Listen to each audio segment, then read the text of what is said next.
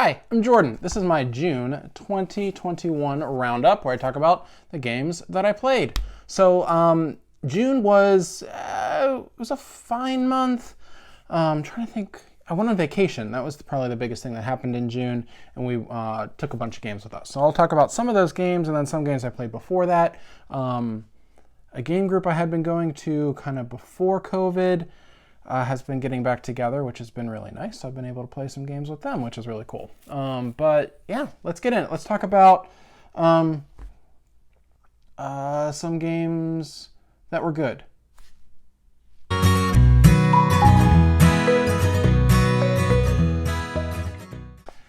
So this is Robots. This is a small kids card game from Pandasaurus, and it's made up of cards, but it's not necessarily a traditional card game where you're playing cards. In it, you're going to be placing, you're going to place this card in the middle of the table that's going to have like a map on it, and the map is going to show you a bunch of different items along this line. And then whoever's turn it is going to look on the back of another card, and it's going to tell you which item you want to go to. And what the item that you're going to go to is going to have a speed next to it. This is a very odd game.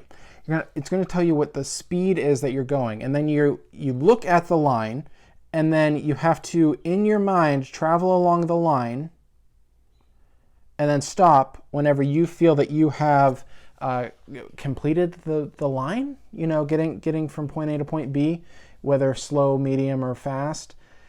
And then everybody has to guess which symbol you got to. But it's weird. And it's one of those games where, you remember that game I did a couple months ago called Rosetta, where you're drawing these weird runes and you're trying to get people to guess words.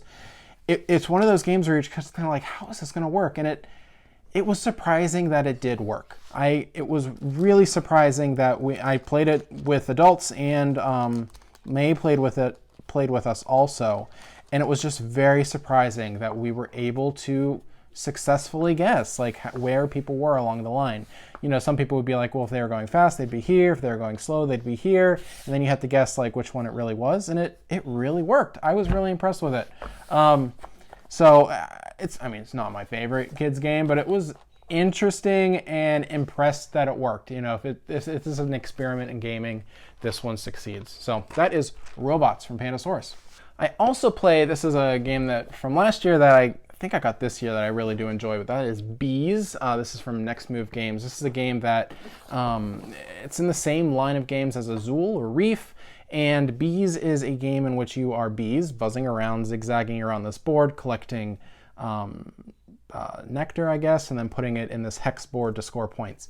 And it just works really well, and I really enjoy this one. It's really easy to get into, and I think the movement on the board is a really interesting puzzle, and then putting them onto your scoring board is also another puzzle. So it has a couple layers of that kind of puzzly feeling that I enjoy. So that's Beez. I got to play that again in June, and still holds up. Still a game I really enjoy. And then we have Mississippi Queen. Mississippi Queen is a race game that is a slow race game. This is a game in which you are, you're kind of meandering down the river. And so you are steamboats moving down the river, picking up some passengers and trying to get to the end. It is slow. It's kind of a slow and steady type game.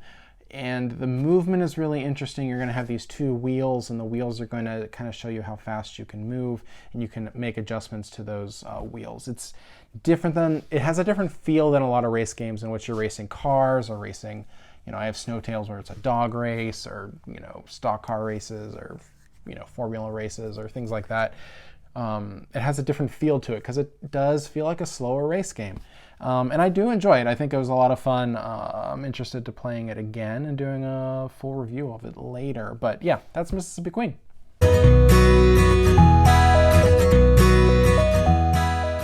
So what are some games that I played that I am not keeping? The first one is Fossilis, and this one is about, your archaeologists digging up dinosaur bones. And The production in this game is ridiculous. So the pictures I'm showing you now are really cool. It's got this really solid game tray board with these troughs in it that you're going to put dinosaur bones in. You're going to be using these tweezers to pick them out. You have these really nice thick tile, like plastic tiles that are all over the board. You're going to be digging those up, and you're just moving around the board on this kind of grid board, digging, picking things up, and you're trying to collect sets that are going to go on. You're going to produce dinosaur skeletons, kind of museum type thing. Now, this game feels like it should have been streamlined a bit. It has a lot going on, and I think it could have definitely been boiled down a little bit more and been a kind of a tighter game. It kind of felt like, oh, can we do this? And yes, we can do this. And then we can do this. And yes, we can do this. And it just felt like it should have been condensed more. So I think the game was fine. It's just not one I'm keeping. It just doesn't feel as polished as I thought the game was going to be. I think this publisher is really good. But I think this one just wasn't quite as good as the others, I guess. So yeah, that's Fossilis. And then we have Deckscape. Crew versus Crew. I'm doing a full review of this, or already did a full review of this over on Instagram. But this is a escape room in a box type game. The Deckscape games are a card game version similar to Unlock, but it doesn't have the app. It's just the cards. And this one, as far as I know, and I don't, of all the big ones, this is the first one I know of. This is a competitive escape room game. So it's a team-based game. So you could do it one versus one, or we did 2 versus 2. So it was teams, and you're given some very similar puzzles, or the same puzzle, and you're trying to find the answer quicker than the other team. Now, me and everybody I played with, there were 4 of us, all of us, as far as I could tell, really hated this. This was not really that enjoyable at all.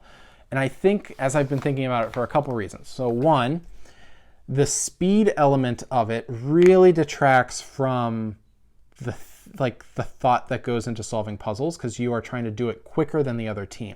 And so if you're doing it all together against a clock, it doesn't feel like there's as much pressure. But when you're doing it across the table from some other people, and if you think the other team's going to get it faster, you might not, you might just not answer it quickly, or so it just kind of puts that additional pressure. And then the way the scoring works is you score points if you are the first one to do it and you get it right.